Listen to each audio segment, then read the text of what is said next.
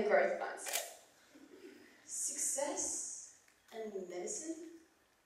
When I was growing up, my community constantly instilled the idea that the only way to succeed was to pursue medicine. And if you didn't get that, then engineering and law were the fallback plans. In the eyes of my immigrant experience, these are the golden trio of occupations and the pinnacles of success. But it's not just my experience. When you see a teacher and a judge, who do you think is more successful? An engineer versus a bus driver, or a surgeon versus a tradie? Once, a friend of mine had started his own successful business at the age of 17 and chose to do business and commerce in uni. But when he came to a community gathering, he wasn't told how great his accomplishments were. Rather, he was met with, "Oh, did you get a bad OP? Don't worry, there are always other ways into medicine." Needless to say, he never came back.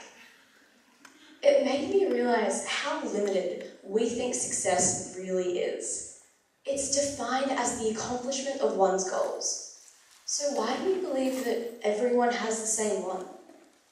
As Einstein said, everyone is a genius, but if you judge a fish on its ability to climb a tree, it will live its whole life believing that it's stupid. By socially constructing this rigid perception of success, we're boxing ourselves in and limiting our ability to truly progress. Now, despite me saying all of this, I want to do med. Hypocritical? Not exactly. When you ask aspiring teens why they want to do med, the answer is usually, "I'm not too sure. I think it's because I want to help people." Note the hesitation.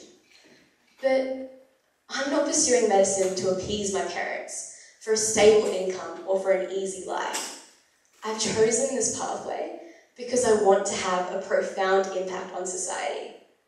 I believe that for society to progress, equal healthcare and education for all demographics is necessary, and I'm determined to prevent senseless lives from being lost, such as my grandfather's, due to a lack of resources.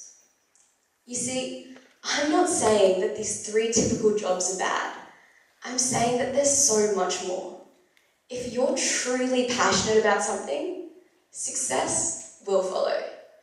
And in this context, success also encompasses happiness and satisfaction. In Australia, 98% of medical graduates are able to obtain employment.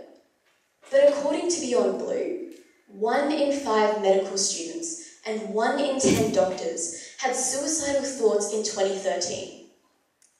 Not everyone who enters the medical field is passionate about it, and that makes it difficult to deal with the realities of the emotional strain and long hours that goes with being a doctor.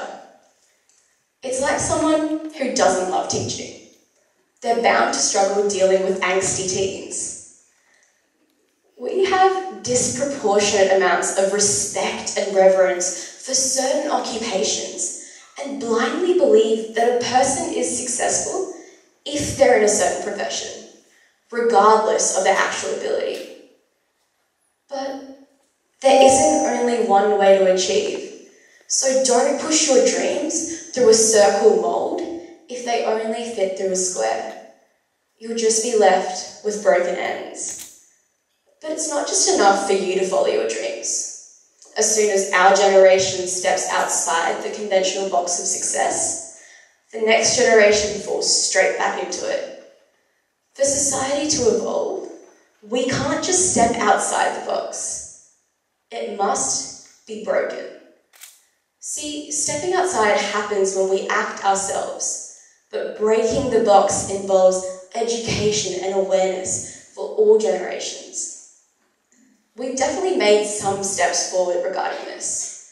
I mean, theoretically, students should be able to find and focus on what they're passionate about, as, for example, State High offers more than 40 subjects to choose from.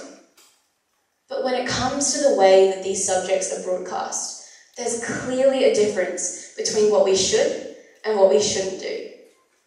Don't get me wrong, we've always been told to choose subjects we genuinely enjoy, but when it comes to the OP system, lower weighted subjects just aren't as sought out. And so many people that take well-weighted subjects, like Maths or chemistry, complain about them on a daily basis.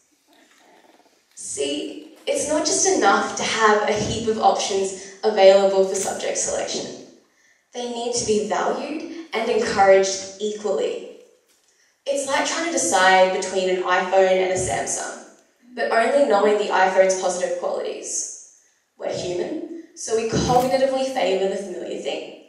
In this case, iPhones.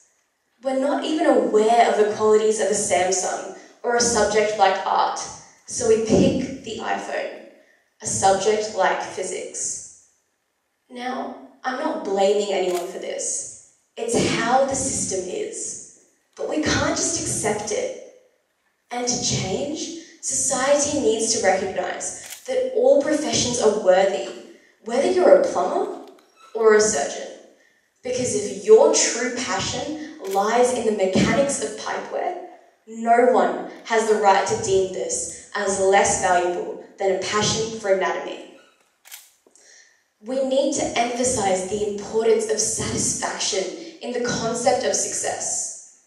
If you detest your job, then no amount of money can buy back your mental health. Until we realise that all passions are on the same level, the demand for those of lesser social standing will continue to be low. I'm 100% sure this isn't going to be an easy process. It takes me a solid 10 minutes to decide between listening to Drake or the top 50. So changing our mindset around the idea of success will take a lot longer. It's easy for you to go home and just forget about all of this. But just think, why do I want to do what I want to do? It's a little confusing, I know. But if we all take the easy route, the box of success doesn't just stand there. It becomes stronger, and that makes it more difficult to dismantle. P-plates and Macca's runs are going to be inseparable for years to come. But let's break the link between success and medicine.